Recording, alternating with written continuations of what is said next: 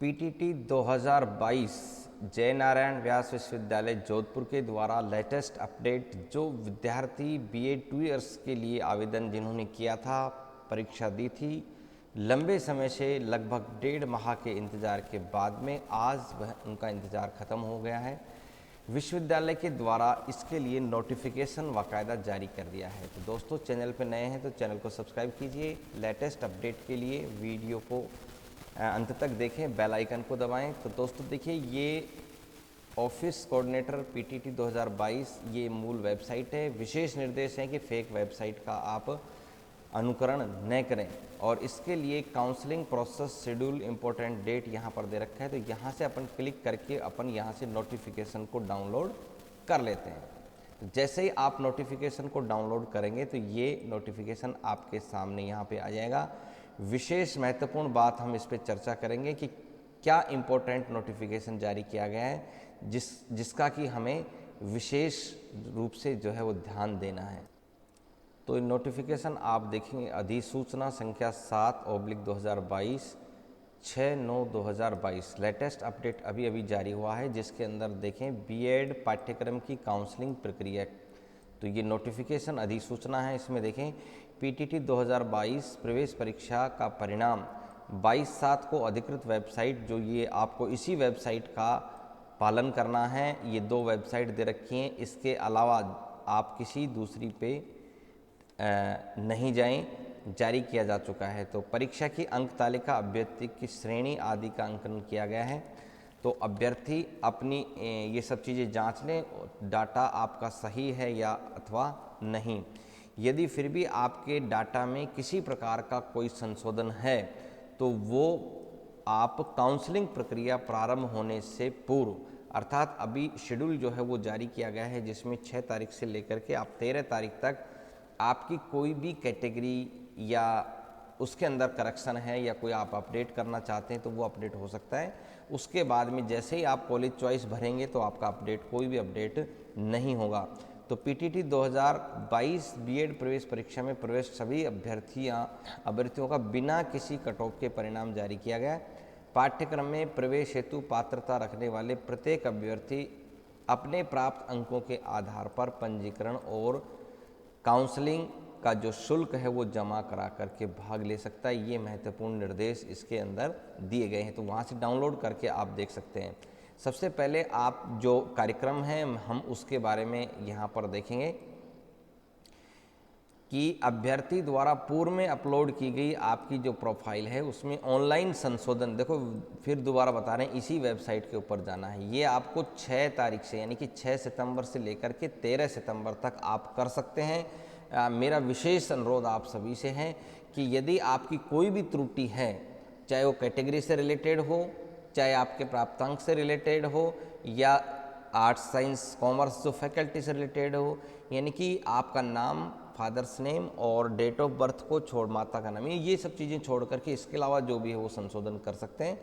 Online counselling का registration शुल्क जो 5,000 राज्य सरकार के द्वारा निर्धारित है, ये आप 17 सितंबर से लेकर के 27 सितंबर तक 10 दिन का समय आपको दिया गया है। तो इसी के मध्य आपको चॉइस भरना है और कॉलेज का जो चयन करना है, कॉलेज की सूची आपको वो 5,000 रुपये जमा कराने के बाद आप 17 तारीख से लेकर के 29 तारीख तक आप कॉलेजों की जो नाम है, जो आपकी कॉलेज की चॉइस है, वो आप फिल कर सकते हैं। विशेष ध्यान आपको यहाँ पर देना है।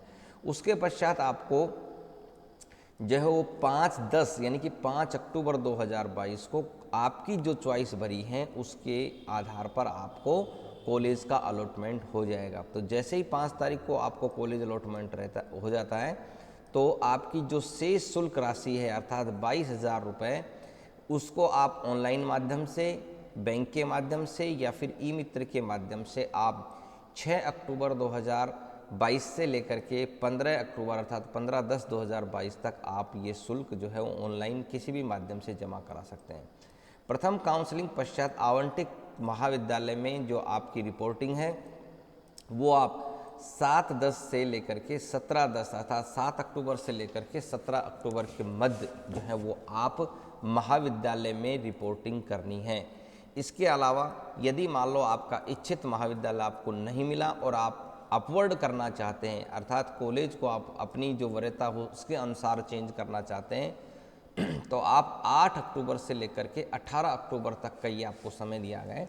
तो आप इसी दौरान अपवर्ड मूवमेंट कर सकते हो, जिसके कारण से आपने पूर्व में जो कॉलेज आपने चॉइस भरी थी उसमें यदि रिक्त सीट रहती हैं तो आपको वह कॉलेज मिल सकता है, और यदि चेंज नहीं होता है तो आपका पहले वाला कॉलेज ही रहेगा। फिर आपको यदि अपवर्ड मूवमेंट के पश्चात में कोई महाविद्यालय आवंटित होता है या गैर आवंटित अभ्यर्थियों को आवंटन की सूचना 22 अक्टूबर को मिल जाएंगी, और अपवर्ड मूवमेंट के पश्चात में जो भी महाविद्यालय आपको आवंटित होता है उसमें आपको रिपोर्टिंग करवानी है, वो 27 अक्टूबर 2022 से लेकर के 31 अक्टूबर 2022 तक आप ये काम कर सकते हो। तो दोस्तों ये महत्वपूर्ण तिथियाँ आप अवश्य नोट कर लें, इसके अंदर कोई परिवर्तन फिलहाल नहीं है। आप 31 अक्टूबर तक का शेड्यूल दे दिया गया है। आज 6 सितंबर है और 31 अक्टूबर का समय दिया गया है, यानी कि लगभग 1 माह 25 दिन का समय आपके पास है। इस दौरान का पूरा कार्यक्रम पीटीटी के द्वारा जारी किया गया है। तो आप रजिस्ट्रेशन कराएं, 5,000 रुपये जमा कराएं, उसके बाद में आप अपने कॉलेज उसकी चॉइस भरें, ये सारी प्रक्रिया आपको करनी है। अब महत्वपूर्ण चीज़ें यहाँ जो है हाईलाइट मैं बता देता हूँ आपको ऑल राजस्थान का यदि आपको चयन करना है तो आपको अति सावधानी बरतनी है। कहीं ऐसा नहीं हो कि ई मित्र के द्वारा आप कहें कि साहब उसने इसमें चयन कर दिया था, मुझे जानकारी नहीं है। तो ये सब चीज़ें आप बड़े ध्यान से करना है। और राजस्थान का अगर आपने चयन कर दिया तो राजस्थान में कहीं भी जहाँ सीट खाली होंगी वहाँ आपको मिल जाएंगे। तो पीटीटी ये कहती है कि चॉइस लॉक करने की बिल्कुल भी जल्दबाजी नहीं करें। तो यदि आपको कोई भी कॉलेज आवंटन नहीं होता है तो आपकी जो 5,000 फीस भरी है आपने, उसमें से 200 रुपये कटौती करके 4800 रुपये आपके खाते में रिफंड हो जाएंगे। और यदि आपको कोई कॉलेज मिल जाता है और उसमें आप अगर रिपोर्टिंग नहीं कराते हैं तो फिर आपको 600 रुपये काट करके 4400 रुपये आपके खाते में रिफंड हो जाएंगे। इसलिए जो ऑनलाइन रजिस्ट्रेशन करते समय आप अपने बैंक की डिटेल जो है वो सावधानी पूर्वक भरें, ताकि आपका जो पैसा अगर किसी कारण से रिफंड होने की स्थिति आए तो उसमें आपको हो सकता है। तो काउंसलिंग के उपरांत अभ्यर्थियों को आवंटन की सूचना आपके पंजीकृत मोबाइल नंबर पर प्राप्त होगी। इसलिए यहाँ भी ध्यान रखें कि मोबाइल नंबर अच्छे से डबल चेक करके भरें इसको, ताकि आपको सारी जो जानकारी है आवंटन से लेकर के प्रवेश से संबंधित सारी जानकारी आपको मोबाइल नंबर के माध्यम से ही मिलेगी। इसलिए इसको आप वेरीफाई अच्छी प्रकार से कर लें।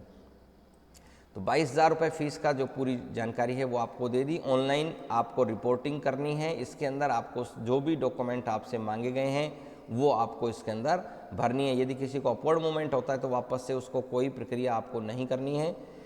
इसके अलावा देखें 22,000 जो रुपए हैं वो बाद में देने हैं, पहले 5,000 का रजिस्ट्रेशन करना है। तो टोटल शुल्क जो है वो आपकी ये विशेष जो ध्यान देनी है आपको योग्यता से संबंधित है। यहाँ पर आप देखेंगे कि सभी अभ्यर्थियों को काउंसलिंग प्रक्रिया से पूर्व ये जांच लें कि उनके द्वारा जो आवेदन पत्र में दर्शाए गए सभी तथ्य सही हैं, उनके पास में जो कैटेगरी है उसकी योग्यता है। जैसे कि जनरल EWS के लिए 50% अंक निर्धारित हैं आपके ग्रेजुएशन में या फिर MA में या MCOM जो भी आपने किया है, तो यहाँ पर 50% की अनिवार्य है। इसके अलावा ST, SC, OBC, SBC, MBC, PH, window diverse के लिए न्यूनतम जो है वो 45% से 1 अंक भी कम नहीं होना चाहिए। इन सभी चीज़ों की आपको ध्यान रखना है।